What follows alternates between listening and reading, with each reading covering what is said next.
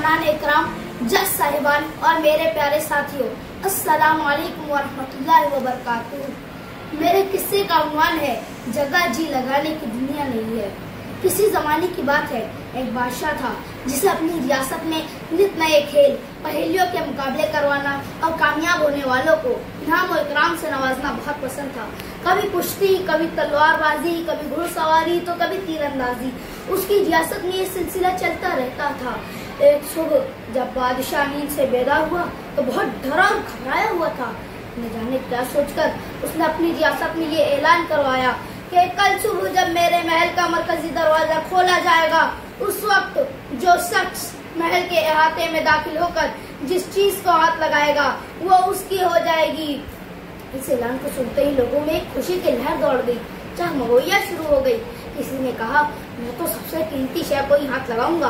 किसी ने कहा मैं तो उम्दा नस्ल के हाथी और घोड़ों का मालिक बन जाऊंगा। किसी ने कहा मुझे तो एक दूध देने वाली गाय की जरूरत है। शाम का सूरज गुरूब हुआ। उस रात लोग अपने अपने घरों में सोए नहीं, बल्कि करवटें बदलते रहे कि कब शुरू हो और कब अपनी पसंदीदा शय को हासिल किया जाए। सुबह का सूरज तुलू होते ही महल का दरवाजा खोल दिया जाता है और नगाड़ों के सदा बुलंद होते ही लोग महल के मरकजी दरवाजे से दौड़कर अंदर दाखिल होने लगते हैं और अपनी पसंद की चीजों पर हाथ रखना शुरू कर देते हैं। हर किसी को इस बात की जल्दी थी कि पहले वो अपनी पसंद की चीज पर हाथ रखे ताकि वो चीज हमेशा के लिए उसकी हो जाए। जिसने जिन जिन चीजों पर हाथ रखने के लिए कहा था वो लोग उन चीजों के अलावा भी बहुत सी दीगर चीजों को बढ़ बढ़कर छू लेना चाहते थे। हर कोई एक दूसरे पर सबकत ले जाना चाहता था। हश्र का समा था, कोई किसी का न था। सबको अपनी अपनी पड़ी थी। बादशाह तख्त पर बैठा सबको देख रहा था। अपने आस पास हो रही भागदौड़ और मुकाबला राइयों से महसूस हो रहा था। साथ ही कभी कभी बादशाह के रवैये में बेचैनी भी नजर आती।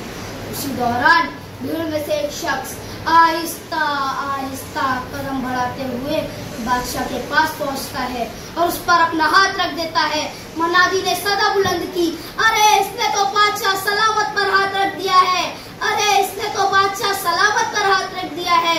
भाग दौड़ सन्नाटे में तब्दील हो गई। लोगों के पैरों तले जमीन खिसक गई। अवाम नास पर सख्त तारी हो गया, क्योंकि ऐलान के मुताबिक अब बादशाह उस शख्स का हो चुका था जिसने अपना हाथ बादशाह पर रखा था और जिसका बादशाह उसका सब कुछ।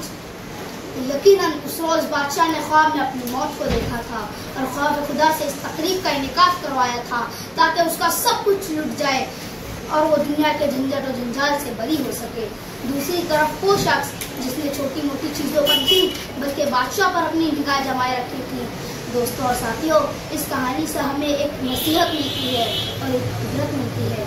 नसीहत ये है कि हमें दुनिया से नहीं बल्कि अल्लाह से डर लगाना चाहिए, जिसका रब उसका सब। और इबरत ये है कि दुनिया के ऐश सब फानी है, मौत बरहक है। जगह जी लगाने की दुनिया नहीं है, ये इबरत की जान तमाशा